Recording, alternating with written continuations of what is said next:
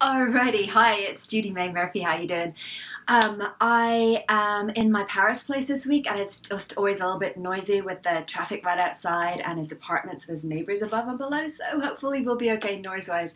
But I really wanted to bring you this video today because it's something that I've just been sitting around cafes all day thinking about. We've got to do the thinking rather than just taking what's given to us and saying, well, okay, I guess that's the way life is. You have the right to say, well, is that the way that it is for me? And when I first lived here back in 1999, I was in my 20s, I was so desperately unhappy, and I used to feel lonely pretty much all the time. I used to just feel devastated. And I was kind of celebrating that early this morning. I was just like, you know what? The fact that I just feel so different when I'm here is just extraordinary. So what was going on?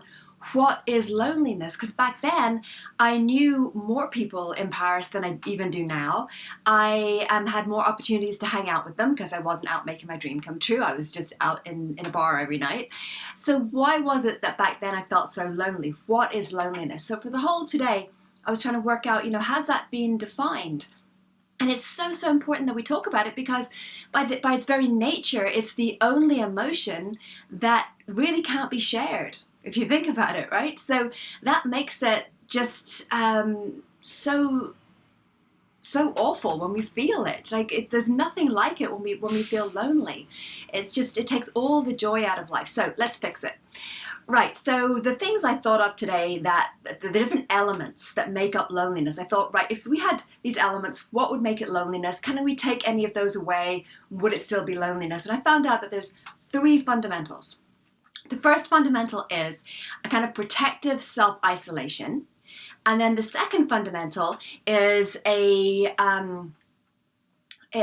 this is new, guys. I've never taught this before, so please bear with me as I remember what I came up with today. So the first one is about isolation. The second one then is feeling toxically shamed. And then the third one is a feeling of learned helplessness around these two other things. So those are three different things. So let's go through them one by one. All right, so the first thing is a protective self-isolation. What is that? That is when you withdraw simply because it just gets too painful to be around people. Either, you just feel de-energized because you are HSP and just like the sound of someone's voice just kind of takes your energy away, or maybe you're codependent and so you start to put too much of your energy into thinking about them and doing stuff for them, or maybe it's just maybe it's that they are really harmful. Maybe they are narcissistic and they are out to hurt you. Maybe they're covert narcissists and you can't see it coming. You're like, okay, I know that I don't really feel good, but I don't understand why. Or maybe they are in the love bombing phase, with the romance with you, and you don't know that is, unconsciously, but you don't yet consciously feel that you're in that love bombing phase, and so you're just kind of like, okay, something about this doesn't feel right. So for whatever reason, you're pulling back to self-protect. So that's element number one, okay? Element number two, so that one was protective self-isolation.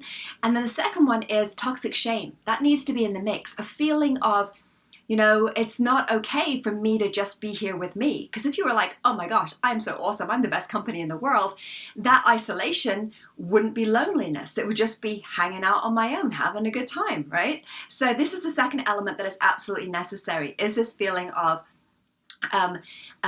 toxic shame, a feeling of I am not enough. There's something fundamentally wrong with me. And the interesting thing is that with both of those two elements, they kind of play off one against the other. The more time you have to just go into your head and hamster wheel it and go over and over without any real input from the outside world, the more true it starts to feel, this idea that there is something fundamentally broken and wrong with you. And then the third element is that of learned helplessness. So it's not like you're sitting there and doing the first two, so you're in protective isolation and you're feeling that there's something wrong with you, but you go to yourself, okay, but you know what? This can't be real, because on an intellectual level, I know that I'm kind of awesome and that the world is awesome and that people are great, except when they're narcissistic. And I know that I can do something about this. I can plan. We don't do that. We just go, wow. The energy goes inwards. It gets turned inwards as sadness rather than outwards as anger. And this is why I love like a creative push. No, creative push doesn't feel like angels and bells and all that kind of stuff. It often feels like anger. It often feels like, well, screw you. This is what I'm going to be doing. I'm going to be doing it my way, on my terms, right? That's why we just love things like Sonic Youth. We love the punk era. We love all that, because that kind of showed us that anger is an energy and how we can start to use that energy creatively. So this is what we need to do when we want to stop doing loneliness, is we need to say, okay, which of these elements can I gently break apart? Which one can I start to just gently do immediately? Is it that I can start to get out of learned helplessness? You're doing it right now by watching this video. You're saying there is an answer, and you know what? If I'm creative enough, I can find that answer. Is it that you need to get yourself around people gently? Do number one, stop this isolation. And just get around people in a community way, not necessarily sharing yourself with them, but just being in the company of people. That, even just that in and of itself is, awesome. It can really, really break through. That's why, cities like Paris can be really great, because there's a lot of that going on. So, or is it that you can do the second one? Is it that you can just remind yourself that you have done things wrong, but that doesn't mean that you are wrong. Maybe you can list a whole bunch of things that shows you that you are essentially good. The fact that you have a problem with all these mistakes that you made, that sort of shows that you're conscientious and that you want to do better. So again, the 3 elements that make up loneliness. First one is protective self-isolation. The second one is that we go into this space of feeling toxically shamed. We feel, when we're in this self-isolation, we feel that there's something wrong with us. And then the third one is that we're not using all our resources to get out of it. So we're kind of wallowing. There's a wallowing element to loneliness. That doesn't mean we're intentionally wallowing. It doesn't mean that that's an extra thing that we can shame ourselves about. It just means we're kind of sitting in it. So if you can just find a way to break open one of those 3 things, you'll start to find that you can get yourself out of a bout of loneliness. Now, what if you do loneliness frequently? What if you have a sort of a habit where you're doing those 3 things quite a lot of the time?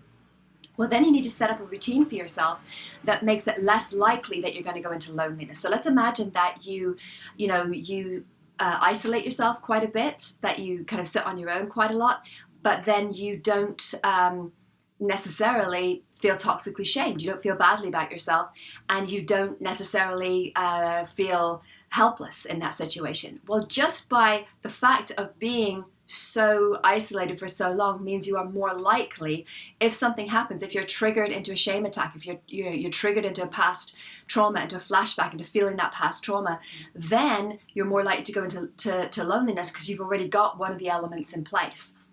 So if you want to just make sure that you're constantly on top of these 3 things, for a lot of people, making sure that you take care of the learned helplessness side of it daily, just by journaling, just by designing your day, just by, anytime I have something that I want to do or a feeling that feels bad, I immediately come up with 3 things that I could do to make myself feel better. Number 1 is normally go drink a really large glass of water, because often we are dehydrated, especially in winter, and we don't realize that, and the brain's not working as well as it could, and it's hard for us to get from the limbic system back to our prefrontal lobes where we can do some thinking.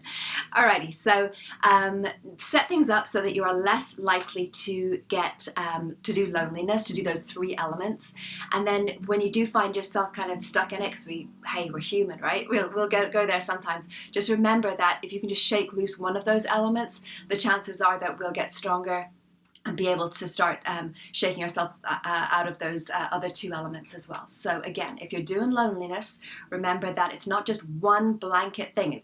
Loneliness is an umbrella term that we all understand, and in that it's useful. It's useful to have an umbrella term like love or happiness or whatever, but when we need to work out, right, what exactly is going on here, it's perhaps more useful to chunk it down into its elements. Okay, a short one for today, hopefully useful. Talk to you soon. Take care.